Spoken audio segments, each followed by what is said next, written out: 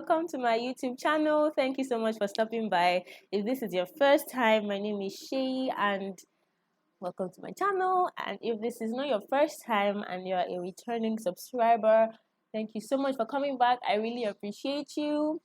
It's been a minute. I did a regular sit-down video aside from the clip I added to my last video, the last days in law school, final days in law school. If you want to watch it, then check in the whatever you shall see where you can watch it. Yeah, today I'm going to be sharing about my experience with FOMO and Stranger Things. If you can already see the title, but if you see me looking this way and if you hear TV, just my nephew.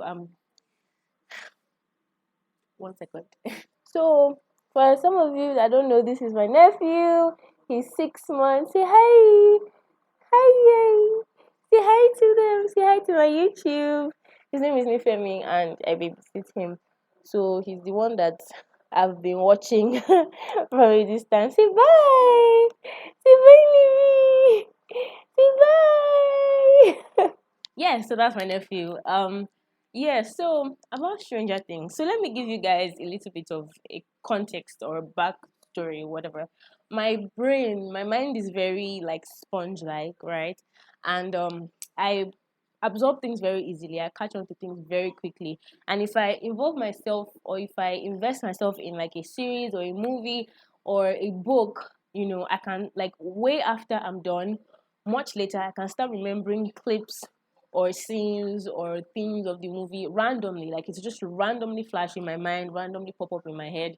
And so it stays in my subconscious for a while. So because of that, there are some things I cannot really watch or I can't really, consume a lot of.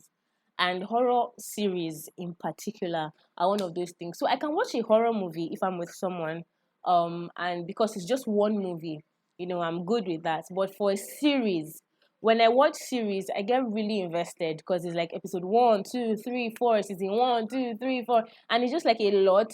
So watching that amount for a series is very weird for my head, for my mind, right? So what happened was I had finished the series I was watching. It was a regular series, not horror or anything, and I was like, so what next? What do I do with my life now? And I was looking for something else to watch, right? And so it was on Netflix. Pro tip on Netflix, if you don't have one particular thing you want to watch, don't scroll. Because if you're looking for something to watch there and then, you might stumble upon something that you're not supposed to. So if you want to watch Netflix, have the particular movie or series you want to watch, then when you're done, just close it because it's like a rabbit hole and it just keeps going down and down and down. So I was now looking for what next to watch on Netflix. So I watched like 2 movies, then I was looking for series because I was like, movies are too short. Like I need something to engage me, right? I need something to engage me. So I now found Stranger Things. So I asked a friend that watches it, how far I want to watch Stranger Things. What do you think? How far? How is it? Oh, she was like, it's amazing. You should totally watch it, blah, blah, blah. I said, okay, great. So I went to check, I went to Google it, right? And then I found out that it was horror. I say, horror for series. She, are you sure, dear? So, and I said, okay, let me. I've been hearing a lot about this. I've been hearing a lot. Are you okay? Nif, nif. Okay, it's fine. I've been hearing a lot about this Stranger Things, so let me just see what it's about now. So your girl went to go and start from the first episode, from the intro. I was like, are you sure about this? And then in fact, when you start like prepping yourself to watch something like she, just remember that it's just a movie. These are actors and actresses, and they are in their homes. Okay, it's CGI, it's make believe. I was even this close to going to watch the behind the scenes to remind myself that it was just a movie, it was just a series. And if you have to go through that stress before you watch something, then why watch it at all, right? So I carried my big head now and I went to go and watch it. So I watched episode 1 to 5 and I was like, you know what, that's it. I'm not watching like till another day because I didn't want to binge. That's another thing. When I binge stuff, it stays in my subconscious. I didn't want to binge. I didn't want my life to be on hold because I was watching a new series. I just wanted to, take my time, just relax. This thing does not control me. I control it, that kind of thing. So after 5 episodes now, I went to sleep. That was how by 3 a.m. I woke up in the middle of the night because I was hallucinating about the swimming pool in the upside down, and if Nancy's friend Barbara, I think, yeah, Barbara, if Barbara was still alive, and the monsters and the stranger things. And that day I decided to sleep with my lights off because sometimes I sleep with my lights on. But that particular day I now put off my light. So I woke up to darkness and I was just looking like, what was that? I was hallucinating. So I said, in that moment, I decided that, you know what, this is not for me. Okay? Nobody, I didn't kill anybody, and nobody is going to kill me. So I decided I wasn't going to watch it.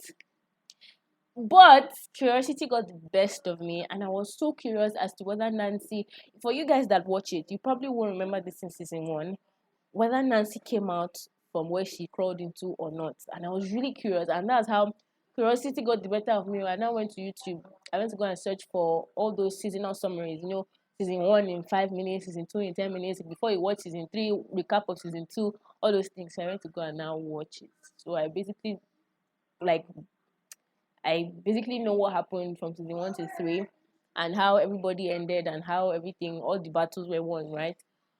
And so I was talking to my friend about it and really analyzed it, and I realized that this fear of missing out thing, or this curiosity, we really need to. Say you will allow me record nif. We really need to take care of it though, because it can push you to do a lot of things that are not really necessary, or not really good for you, right? So while we are having the conversation, and I was really searching my heart, because why couldn't I resist? Like, what exactly? Because I was fine before I started watching Stranger Things, and I'm fine much after, even though I didn't watch the full thing, right? It's not like they're sharing money for people that watch it. Even if they're sharing money, there's just something about knowing your threshold and knowing what you can handle, right? I'll come back to this. So on Instagram now, I saw a video by Jackie Hill Perry, and she was talking about how sometimes we have needs, or we have things deep down that need to be taken care of, and so the flesh will suggest some ways to satisfy those needs to you. For example, you have a need of companionship, or you're feeling lonely, then the flesh can suggest things like porn, masturbation, and stuff to help you cope, manage, or as a response to those needs. And it's up to you to curb or to address it at the root, at the need. So what is this hole you're trying to fill? What is this thing you're trying to satisfy, right? And it is up to you to satisfy with the right things, and not yield to what the flesh is suggesting, right? And so I now started to search myself and really think about it, and I realized that the need that was expressing itself as FOMO or curiosity within me was just a need to take care, or need to work on my self-control. I just realized that I was not strong in that area, because I also saw it manifest in like other things, other little things, like how I will put a pack of juice in the fridge, I'll drink some, and I'll be like, let me just leave this for other people, or I'll drink it tomorrow. I don't need to finish it today. It's too much sugar. And then 4 hours later, I've downed the whole pack, and it's like, can't you control yourself, and you might think that is extra, but I just saw it in the little things, ability to say no to myself, for some certain things, or once I find myself exposed to something, I must have it, and it's like, what's really going on? So the underlining need, or the underlining thing that I had to sort out, was that self-control, that ability to say no to the flesh, to die to the flesh. Like, yeah, these things may not be bad, nobody will beat me for watching Stranger Things, but what will it do to me? Like, I know personally, why I'm stopping myself from watching it. Why can't my no be no, right? And then this guy and then look, like I said, I was going to go back to that. So it's very important to know your threshold. There are some things that you, as a person, because you know yourself, there are some things that you can't, or you shouldn't expose yourself to. Other people can handle it, but you can't. And it's not bad. It doesn't make you weak. It doesn't make you, less of a person. It just means that you are strategic and you are strong, because you can recognize your weak points and you are addressing it, basically. So I just thought to like share. So if there's anyone that has like some things that you can't handle and other people can, it's perfectly fine. It just means that that thing is not for you, um and all of that. So because a lot of times we allow this curiosity to push us into doing things that we will regret.